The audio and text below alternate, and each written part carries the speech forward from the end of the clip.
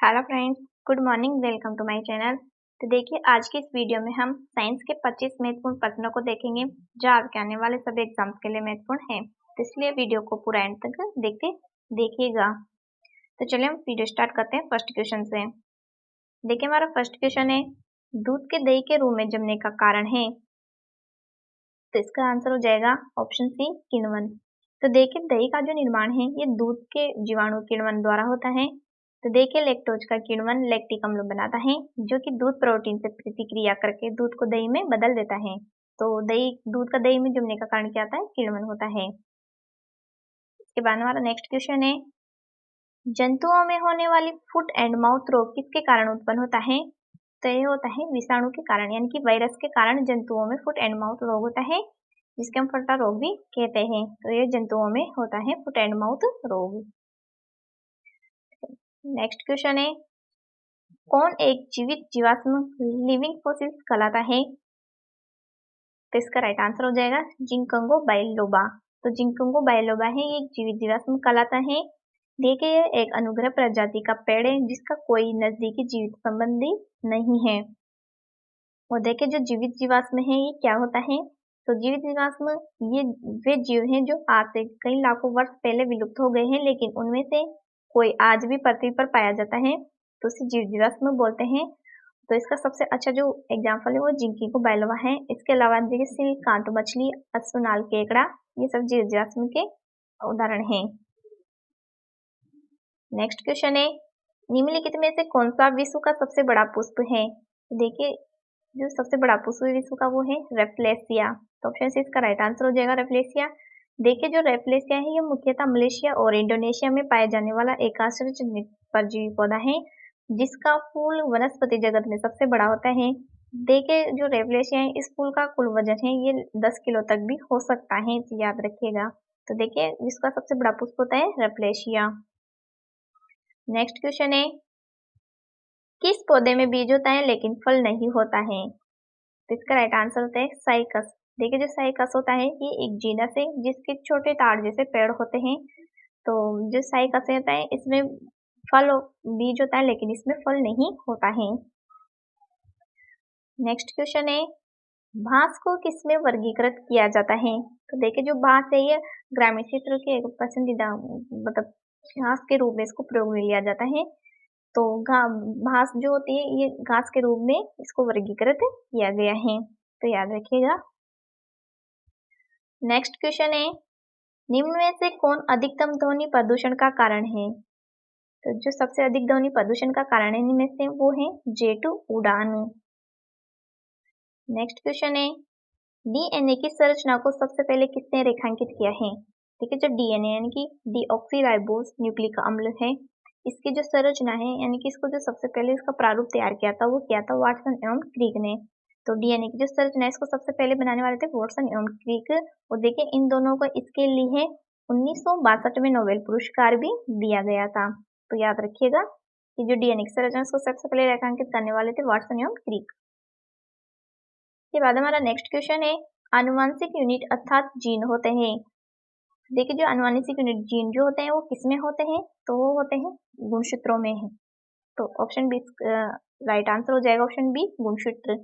देखिए, जो जीन होते हैं ये इनका प्रमुख कार्य होता है कि एक पीढ़ी से दूसरी पीढ़ी में गुणसूत्रों का जो जीन्स होते हैं, लक्षण होते हैं, वंशाणु होते हैं, उनको एक पीढ़ी से दूसरी पीढ़ी में स्थानांतरित करना। और देखिए, जो आनुवंशिक गुणसूत्र है इनकी आनुवंशिक इकाई होती है जीन, तो याद रखिएगा। नेक्स्ट क्वेश्चन है, निम्न में से कौन सी व्याधि आनुवंशिक है, यानी कि इनमें से कौन सा एक आनुवंशिक रोग है? तो हो जाएगा हीमोफीलिया। देखिए, जो हीमोफीलिया एक आनुवंशिक रोग है। और देखिए, जो हीमोफीलिया है इसमें जो है वो रक्त का थक्का नहीं बनता है। तो इसके लक्षण हो जाते हैं, इसमें हीमोफीलिया में रक्त का थक्का नहीं बनता है। इसके अलावा जो है वर्णांतरण, टर्नर सिंड्रोम, क्लाइन हीमोफीलिया, मंगोलिज्म, पटाउ सिंड्रोम, ये सब आनुवंशिक रोग हैं। के बाद नेक्स्ट क्वेश्चन है, मानव शरीर के किस अंग की हड्डी सबसे लंबी होती है? देखिए, हमारे मानव शरीर के अंदर जो सबसे लंबी हड्डी होती है वो होती है जांघ की। देखिए, इसको बोलते हैं हम फीमर। जांघ की जो हड्डी होती है फीमर, ये सबसे लंबी हड्डी होती है। और जो सबसे छोटी हड्डी होती है वो होती है स्टेपिज, जो कहाँ पे होती है? वो कान में होती है। तो याद रखेंगे सबसे लंबी हड्डी होती है फीमर जांघ में, सबसे छोटी हड्डी होती है स्टेपिज कान की। तो याद रखिएगा। नेक्स्ट क्वेश्चन है पित्त निम्न में से किसके द्वारा पैदा किया जाता है। देखिए जो पित्त है ये पैदा किया जाता है यकृत के द्वारा। तो ऑप्शन इसका राइट आंसर हो जाएगा यकृत। देखिए जो पित्त है जो है ये कहाँ पे एकत्र होता है यानी कि इकट्ठा होता है, तो ये पित्ताशय में इकट्ठा होता है पित्त। और इसका जो स्त्रावित है तो स्त्रावित होता है ये यकृत के द्वारा। तो इकट्ठा तो होता है ये पित्ताशय में और एक स्त्रावित होता है ये यकृत के द्वारा पित्त। तो दोनों याद रखिएगा। के बाद नेक्स्ट क्वेश्चन है रक्त में पाई जाने वाली धातु है। देखिए जो रक्त में सबसे ज्यादा क्या पाई जाती है, तो रक्त में पाई जाने वाली धातु है लोहा यानी कि आयरन हो जाएगा। नेक्स्ट क्वेश्चन है रुधिर के प्लाज्मा में निम्न में से किसके द्वारा एंटीबॉडी निर्मित होती है। तो होती है लिम्फोसाइट के द्वारा। तो ऑप्शन 20 का राइट आंसर हो जाएगा लिम्फोसाइट। देखिए जो एंटीबॉडी होती है इस शरीर का वह तत्व है जिसका निर्माण ह्यूमन सिस्टम शरीर से वायरस को बेअसर करने के लिए पैदा होती है। तो रुधिर के जो प्लाज्मा है उसमें एंटीबॉडी निर्मित होती है लिम्फोसाइट के द्वारा। नेक्स्ट क्वेश्चन है निम्नलिखित में से कौन सा ब्लड ग्रुप सर्वग्राही कहलाता है। तो इसका राइट आंसर हो जाएगा ऑप्शन सी AB। तो देखिए जो AB ब्लड ग्रुप है ये सर्वग्राही कहलाते हैं यानी कि ये सबसे रक्त ले सकता है। देखिए क्योंकि इसमें A और B जो है वो एंटीजन होती है यानी कि इसमें कोई एंटीबॉडी उपस्थित नहीं होती है, इसलिए सर्वग्राही कहलाता है यानी कि सबसे रक्त ले सकता है।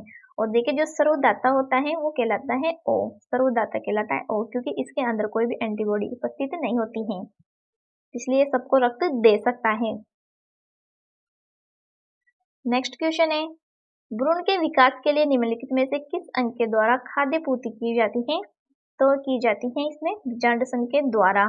ठीक है जो भ्रूण होता है उसके विकास के लिए जो खाद्य आपूर्ति होती है वो किस अंग से होती है, तो होती है बीजांड संघ के द्वारा। तो ऑप्शन 20 का राइट आंसर हो जाएगा। नेक्स्ट क्वेश्चन है इंसुलिन उत्पादित होता है। देखिए जो इंसुलिन है किसके द्वारा उत्पादित होता है, तो ये होता है पैंक्रियाज के द्वारा यानी कि अग्नाशय के द्वारा इंसुलिन उत्पादित होता है। देखिए जो इंसुलिन होता है ये पैंक्रियाज यानी कि अग्नाशय से उत्पन्न होता है। तो यह अग्नाशय यानी कि पैंक्रियाज द्वारा उत्पादित होता है। यानी कि देखिए जो इंसुलिन है इसकी कमी से कौन सा रोग हो जाता है, तो जो इंसुलिन है इसकी कमी से डायबिटीज यानी कि मधुमेह रोग हो जाता है। और देखिए जो इंसुलिन होता है यह एक हार्मोन है जो शरीर में ग्लूकोज के स्तर को नियंत्रित करने का काम भी करता है। तो याद रखिएगा। नेक्स्ट क्वेश्चन है कार्बोहाइड्रेट के अलावा हमारे आहार में ऊर्जा का एक प्रमुख स्रोत होता है। देखिए हमारे शरीर को जो एनर्जी मिलती है वो लगभग जो होती है वो कार्बोहाइड्रेट से मिलती है। लेकिन जब हमारे शरीर में कार्बोहाइड्रेट की मात्रा नहीं होती है तो उसके अलावा इनके कार्बोहाइड्रेट के अलावा भी कौन सा दूसरा स्रोत है जिससे हमें ऊर्जा मिलती है, तो होता है वसा। यानी कि कार्बोहाइड्रेट के अलावा जो नेक्स्ट होता है वो वसा होती है, जो वसा हमारे शरीर को ऊर्जा देती है। नेक्स्ट क्वेश्चन है निम्न में से कौन सी ग्रंथि सेक्स हार्मोन का स्त्राव करती है। तो इसका राइट आंसर हो जाएगा एड्रिनल ग्रंथि। तो जो एड्रिनल ग्रंथि सेक्स हार्मोन का स्त्राव करती है प्रोजेंजेंट्स में। लेकिन देखिए जो मेल्स होते हैं उनके अंदर तो एस्ट्रोजन से होता है और जो फीमेल होती है उनमें एंड्रोजन से होता है, लेकिन जो कभी कभी है वो एड्रिनल ग्रंथि भी इन दोनों का स्त्राव करती है। नेक्स्ट क्वेश्चन है शहद का प्रमुख घटक है। शहद का प्रमुख घटक है फ्रक्टोज। तो ऑप्शन डी इसका राइट आंसर हो जाएगा फ्रक्टोज। देखिए जो शहद है उसमें सबसे ज्यादा ग्लूकोज की मात्रा यानी कि सबसे ज्यादा कार्बोहाइड्रेट की मात्रा पाई जाती है शहद के अंदर। नेक्स्ट है एंजाइम मूल रूप से क्या है। देखिए जो एंजाइम है ये मूल रूप से क्या होते हैं, तो ये होते हैं प्रोटीन। यानी कि जो एंजाइम होते हैं प्रोटीन से बने होते हैं वो हैं। नेक्स्ट क्वेश्चन है निम्नलिखित में से किसे रक्षात्मक पदार्थ कहा जाता है। तो कहा जाता है विटामिन को। देखिए विटामिन से जो हमारे शरीर को बहुत से रोगों से लड़ने की क्षमता प्रदान करते हैं, और विटामिन की कमी से हमारे शरीर में बहुत से रोग हो जाते हैं और इनकी वजह से हम हमारे शरीर रोगों से लड़ने की ताकत होती है। इसके बाद नेक्स्ट क्वेश्चन है निम्नलिखित में से किस विटामिन की कमी के कारण मसूड़ों से रक्त आता है और दांत हिलने लगता है। तो होता है विटामिन सी के कारण। ठीक है, अगर विटामिन सी की कमी से हमारे मसूड़ों से रक्त आ जाता है और दांत हिलने लगते हैं, और इस विटामिन सी की कमी से रोग हो जाता है स्कर्वी रोग हो जाता है विटामिन सी की कमी से। और देखिए विटामिन सी का जो रासायनिक नाम होता है वो होता है एस्कॉर्बिक अम्ल। नेक्स्ट क्वेश्चन है, रक्त स्कंदन में कौन सा विटामिन क्रियाशील होता है? तो होता है विटामिन के, यानी कि विटामिन अगर हमें चोट लग जाती है और अगर विटामिन के की कमी है तो हमारा रक्त का थक्का नहीं बनता है और हमारा जो ब्लड है वो लगातार बहता रहता है, जिससे व्यक्ति की मृत्यु भी हो सकती है।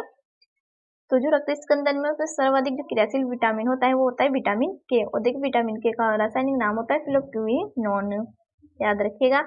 और आप मुझे कमेंट बॉक्स में बताइए कि जो जितने विटामिन है विटामिन ए, बी सारे के रासायनिक नाम क्या है, वो मुझे आप कमेंट बॉक्स में बताइए। इसके बाद हमारा नेक्स्ट क्वेश्चन है, पालक के पत्तों में किसकी मात्रा सबसे अधिक होती है? तो देखिए जो पालक के होते हैं इसमें सबसे ज्यादा मात्रा होती है आयरन की, तो ऑप्शन बी इसका राइट आंसर जाएगा। तो बस आज की वीडियो में इतना ही। आई होप आपको वीडियो पसंद आई होगी, और अगर वीडियो पसंद आए तो प्लीज वीडियो को लाइक शेयर करें, चैनल को सब्सक्राइब करें। थैंक यू, धन्यवाद।